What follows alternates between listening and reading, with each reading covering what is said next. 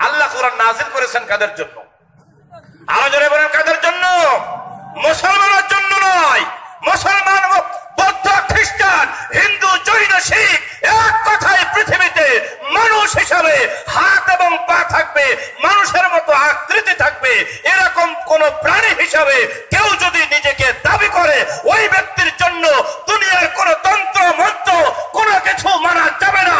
মানতে হবে অফিসে, আদালতে, সেক্রেটারিয়েটে, সংসদে, মসজিদে, সব জায়গাতে একমাত্র আল্লাহর বিধান। আল্লাহ রাব্বুল আলামিন বলেন, ওয়ালাল্লাহি কসদুস সাবিলি ওয়া মিনহা জাইর। জীবন যাপন করবার জন্য আমি আল্লাহ রাব্বুল আলামিন এই দুনিয়ার মধ্যে তোমাকে সরল এবং সঠিক একটা রাস্তা দেখিয়েছি।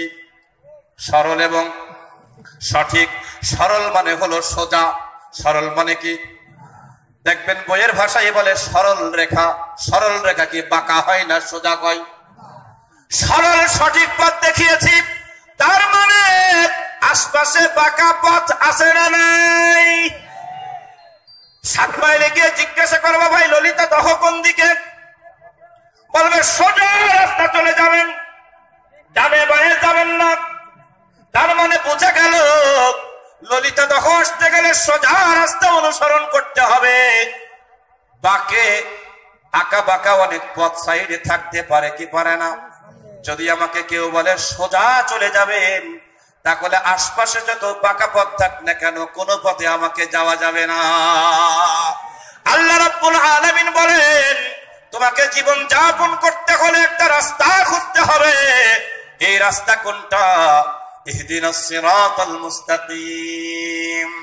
আল্লাহ রাব্বুল আলামিন যে সিরাতে মুস্তাকিম তথা কোরআন আমাদেরকে দেখিয়ে দিয়েছেন, এই পথে চলতে হবে। মানুষ হিসাবে যদি আল্লাহর বান্দা হিসাবে নিজেকে জাহিরি করতে চাও, তাহলে শয়তানের মন গড়া তন্ত্র মন্ত্র, তাদের দেখানো কোনো পথে যাওয়া যাবে না।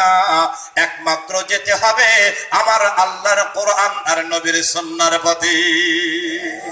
কথা ঠিক কিনা? আপনি যদি চান, আপনাকে কেউ বাধা দিতে পারবে না।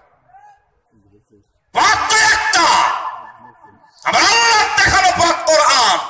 এই কোরআনের বাইরে কেউ যদি চলাচল করে, নিজের ব্যক্তি জীবন, পারিবারিক জীবন, সামাজিক জীবন, রাষ্ট্রীয় জীবন, যদি কেউ এই পথের বাইরে নিজেকে ওই পথে নিয়ন্ত্রণ করে, আল্লাহর কসম করে বলি, ও কশিনকালেও আল্লাহর বান্দা হিসাবে দাবি করতে পারে না, মুসলমান হিসাবে দাবি করতে পারে না, সর্বোপরি মানুষ হিসাবে দাবি করতে পারে না। আল্লাহ রাব্বুল আলামিন বলেন, ইসলাম নামধারী অনেক শয়তান সেখানে থাকবে। বলবে আমার কাছে আসো, আমি তোমাকে জান্নাতে নিয়ে যাব। আমার কাছে আসো, আমি তোমাকে জান্নাতে নিয়ে যাব। যেহেতু আমার গন্তব্য হলো জান্নাত। কোন জায়গা? আমার গন্তব্য হলো জান্নাত। জান্নাতে যাওয়ার জন্য শয়তান বিভিন্ন ধরনের সূরত ধরে আমাদের কাছে আসবে নাকি আসবে না? বলেন, এক সূরতে ফোকা আছে না নাই? এখন এই পথগুলো কি? তাফসীর বলা হচ্ছে, সমস্ত মুফাসসিরিন কিরাম একমত, এই পথগুলো হলো বিভিন্ন পীরের পথ। কথা বলেন ঠিক কিনা? ওই পীরের কাছে যাও, ওই পীর বলবে আমার কাছে আসো, আমি তোমাকে জান্নাতের সার্টিফিকেট দেব। বাংলার জমিনে এমন পীর আছে না নাই? আমি হক্কানি পীরের বিরোধিতা করছি না, আমি হক্কানি পীর মাশায়েখের সম্মান করছি না। এখন পীরের পথ সঠিক পথ, ওই পীর যদি হয় সঠিক, আবার কোরআন এবং হাদিসের দলিল অনুযায়ী। কথা বলেন ঠিক কিনা? আপনি এখান থেকে যশোরে যাবেন, যশোর হলো গন্তব্য, যশোর হলো জান্নাত। যশোরে যদি জান্নাত হয়, আপনাকে একজন বলবে ভাই 7 মাইলে চলে যাও, সেখান থেকে তুরুপ বামে এক রাস্তা যশোর। আর একজন বলবে না, দরকার নাই, আমার সাথে যোগাযোগ করো, এই দিক দিয়ে ডহরপাড়া হয়ে, মিরাপুর নওদাগা হয়ে, খোজারাট খোনা হয়ে বা বিজয়নগর হয়ে তুমি ডাইরেক্ট উঠবা অমুক জায়গায়, অমুক জায়গা থেকে সোজা গেলে তুমি জান্নাত পাবা।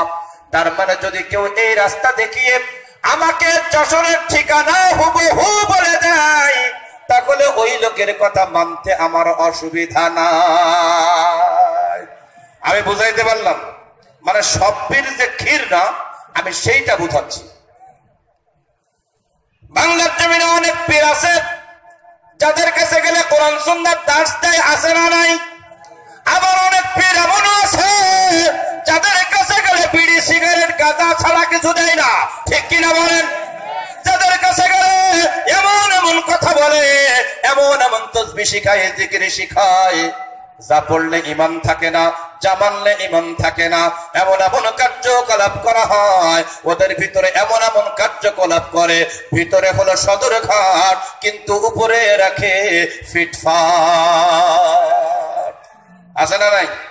এই রাগ করবেন না, আমি কোনো হক্কানি পীরের বিরুদ্ধে কথা বলছি না, কিন্তু ভণ্ড যদি কেউ হয়ে থাকো, আমার কোরআন এবং সুন্নাহর পরিপন্থী যদি কেউ হয়ে থাকো, সে যত বড় রথী মহারথী হও না কেন, তাকে ছাড় দেওয়া অন্তত আমি কখনো শিখি না।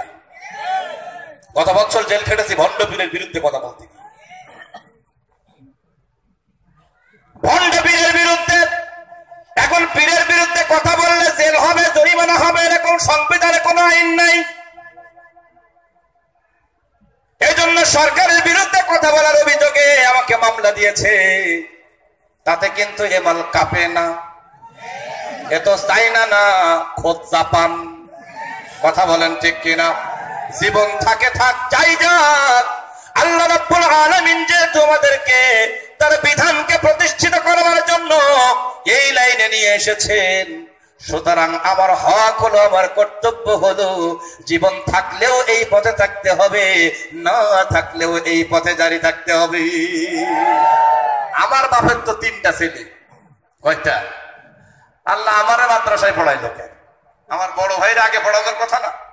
সিরিয়ালে তো সেই আসে, তারপরে মেজো, তারপরে আমি ছোট। কিন্তু আল্লাহ বলল না, 3 জনের ভিতর থেকে নিচের থেকে গুনবো 1।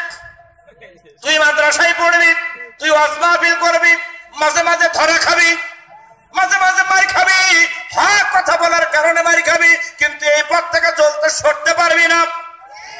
এখন আমার ক্ষমতা আছে, সব করার মালিক যদি হয় আল্লাহ, তাহলে আমি হক কথা বলি, আমি কোরআনের কথা বলি, এইটাও করেন আল্লাহ। এখন যদি কারো ভালো না লাগে তাহলে আল্লাহরে মার, আল্লাহর বিরুদ্ধে কেস দে, আল্লাহর রিমান্ডে নে, আমার কাছে আসিস কেন? জোরে বলেন ঠিক কিনা? অনেক জায়গায় গেলে বলে রাজনৈতিক আলাপ, এটা তো তাফসীরুল কোরআন মাহফিল, এটা তো রাজনৈতিক মঞ্চ না, ঠিক কিনা বলেন? আমরাও তো গাঁজা খাই নাই, সাইনবোর্ড থাকবে একরকম, মাল থাকবে আর একরকম। না না না, তাফসীরুল কোরআন মাহফিল যদি হয়, এখানে কোরআনের তাফসীর হবে, কোন ব্যক্তির তাফসীর নিতে আমি এখানে আসি নাই। কারণ